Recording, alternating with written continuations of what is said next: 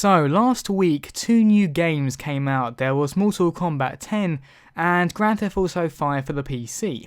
And I noticed that these two games shared a similar history overall for their series, because they both began with quite a controversial bang. Of course, when Mortal Kombat first came out in the arcades, it had the fatalities, which were extremely violent for the time. And let's be honest, the fatalities of today are still very violent for our time. But because they were new, they caused a lot more controversy, and I think it may have actually been responsible for the creation of the ESRB, but I'll have to double check. And also, Grand Theft Auto, you were able to play as a criminal essentially, and go around shooting people and shooting police, something that people were just shocked by at the time.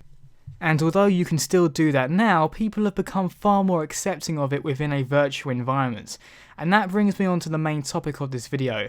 Because while we can be very much disgusted by real world violence, abhor it, be disturbed by it even, for example if someone told me that someone on my street had their head hacked off, I would be very disturbed and frightened, terrified, and not a positive emotion would enter my body. I would be distraught, for want of a better word. But in Grand Theft Auto, if I was the one hacking someone's head off, I would feel, to be honest, an element of excitement, and I think body dismemberment would be a welcome addition to Grand Theft Auto.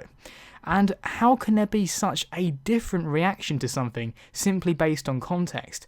Now, I know it's very easy to distinguish between a virtual world and the real world. I mean, you'd have to be a fool not to see, it's not the real world, it's a game.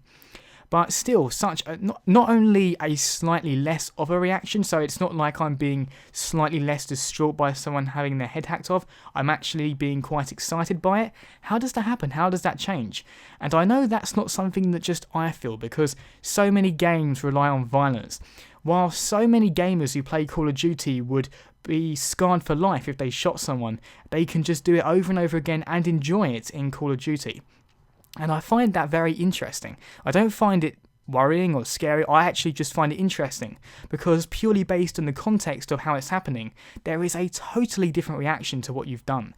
I'm never going to go around on a killing spree shooting random civilians. I would feel not only awful, but the consequences would be dire, whereas in Grand Theft Auto the consequences are barely there, and I wouldn't really feel bad at all, until I die, and I'd feel frustrated and probably shoot another person out of frustration. It'd be very easy. There's this slight worry that you think, well, would we all be going around on killing sprees if there weren't the consequences? If I could just, instantly get knocked out by the police, lose a bit of money, and start over again, would I not worry so much if that was the reality of the situation?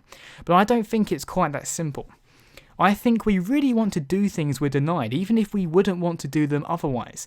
Basic psychology suggests that if you take a toy away from a child and say they can't have it, they want it even more, even if they wouldn't have actually touched it before. I mean, just looking at my dog, for example, he doesn't care about his ball until I pick it up, until I deny it from him, and then he really wants it. Same thing with snow, it can be a snowy day, right, but I can pick a snowball up and he'll be obsessed with getting it off me.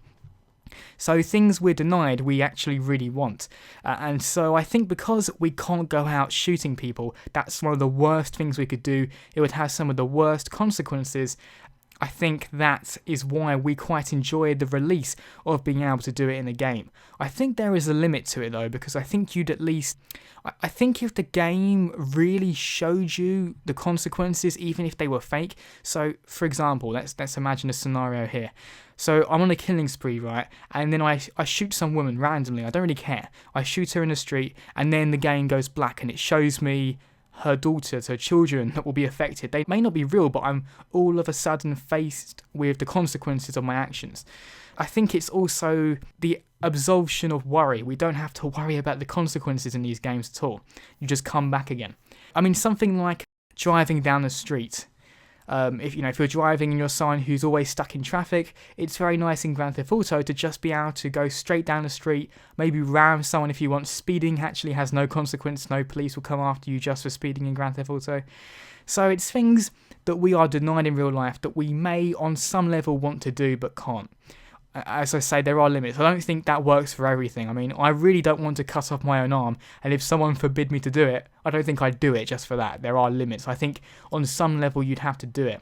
And I think on some level people do enjoy violence. I mean, if we go back to our more primitive days, because I think for our primal responses we have to go back to try and find out the roots. If we were hunter-gatherers, we'd have to kill animals and eat them.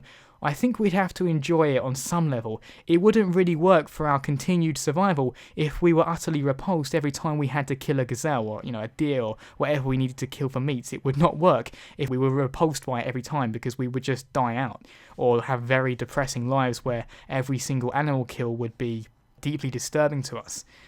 And so what I think it comes down to is the things that we can't do in real life, or things that are totally denied, even if we wouldn't really want to do them, because we can't do them, because we are denied them, we feel this slight urge to do them in a controlled, safe scenario.